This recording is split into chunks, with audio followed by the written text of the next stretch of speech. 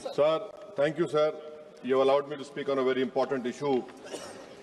Sir, I would like to point out at the outset that SIR is violative of parliamentary legislation. It violates the powers prescribed by Parliament. It's contrary to the judgment of Supreme Court, a 3-judges judgment of Lal Babu Hussain, and it is a malified exercise of power to selectively disenfranchise on the basis of religion.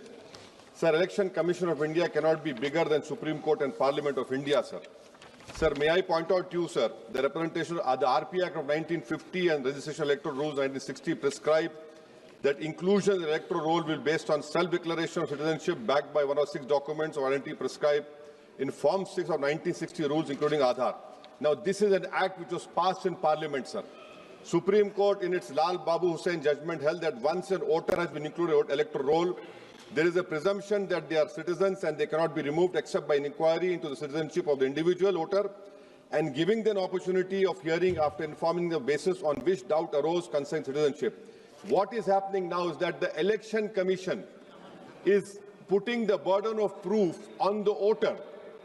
It is completely in violation of the Representative People Act 1950, Electoral Rules of 1960 passed by this House, and the Supreme Court judgment of Lal Babu Hussain, sir. SIR, sir, has turned this head on its head and puts onus on the voters, sir. Sir, voters who were part of the electoral roll in 2025, instead of being given the benefit of presumption, are required to submit documents to prove the citizenship. The 2003 electoral roll is arbitrarily fixed at the baseline for which revision is being conducted. Sir, ECI is not a body empowered to go into question of citizenship. A power lies with Ministry of Home Affairs, Government of India, and Foreigners Tribunal created under the Foreigners Act. Sir, may I point out to you that what ECI is doing is wrong. Section 14A of Citizenship Act 1950, read with 2003 NRC rules, Section 4, subsection 2, 3, 4, 5, 6, prescribe just such an exercise of election citizenship to be conducted by central government. How is it the ECI is assuming the power given to another agency of Parliament just by passing as you order? This is an occupied field. The ECI has no role to intervene.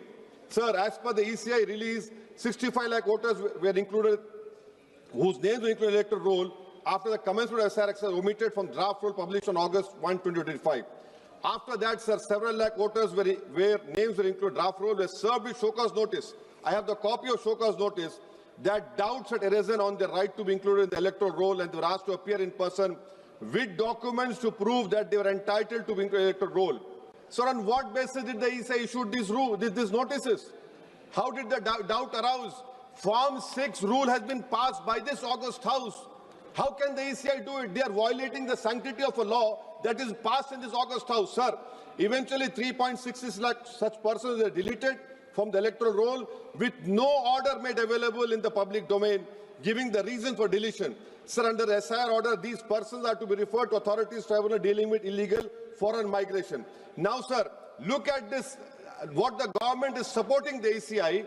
When this 3.66 lakh such persons deleted, the government immediately, which was the draft is published on 30th August and finally 30th September, this government came out with the new Immigration and Foreigners Act 2025 and was notified, and an Immigration Foreigners Exemption Order 2025 cemeteries promulgated the same day. Under this order, sir, no action under Foreigners Act will be taken against illegal entry, presence for citizens of Nepal, Bhutan, Tibet and Sri Lanka, Tamils, in addition to persons other than Muslims belonging to Afghanistan, Pakistan, Bangladesh. Sir, when Supreme Court is seized on the petition of CAA, government issues a foreign exemption order. Why? Because they realize that in this 3.66 lakh, there can be people more than the non-Muslim also to protect them. You have done it, and then after 5 years of CAA, you will give them citizenship. That is why I say that this whole exercise, sir, I'm concluding, sir. This is why I say this whole exercise is a backdoor NRC. Sir, Ambedkar was asked, is India's democracy? He said only in formal sense. To be democracy in the substantial sense, political power must be held by the most marginalized and the weakest. He repeatedly said political power is the key to social progress. You have only 4% Muslims over here. The ruling party has no Muslim member. If Lok Sabha increase representation of OBCs and the upper caste is there, now it is at the cost of whom? Muslims are not there. They're not being reflected in the secular parties. For example, if Muslim majority seats like Wayanad can elect non-Muslims, surely Rai Bareli, Amethi, Ottawa can elect Muslims, sir. And now coming to this electors, sir. We are only become electors. We are not getting elected. Please conclude. Sir, I'm concluding. Sir, give me 2 minutes, sir. Please, sir. Now coming to this whole donations, BJP got 88% donations, sir. Nearly 2,243 crores. So we the people is now represented by We the Private Limited. I would request this ruling party to please consider adopting a mixed member parliamentary system like Germany. Each voter has 2 votes, one for their MP and one for a political party. A tally is done. First, all local winners get seats, and the rest of seats are filled with the overall number of seats. Each party matches roughly percentage. Secondly, sir, delimitation. Don't do delimitation like what you have done in Kashmir and in Assam. Because if BJP is delimitation another game, it has to win. Then the loser is going to other political parties. But the loser will be country and democracy. Sir, right to vote. Ambedkar called it a principal theory of the Constitution.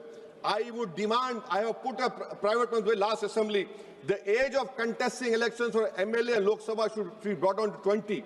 Rajya Sabha 25, for Vidhan Sabha 22. Why? Because, sir, we have 52% of India's population under the age of 30. What are we giving to them? So that is why I propose. And lastly, Thank sir, you. and I'm including this. Lastly, sir. Sir, I'm just concluding, sir. Lastly, sir, we must build a consensus and make right to vote a fundamental right. I oppose the SIR. This is nothing but backdoor NRC. This is exercise, a selective exercise to disenfranchise people in the name of religion. Thank you, sir.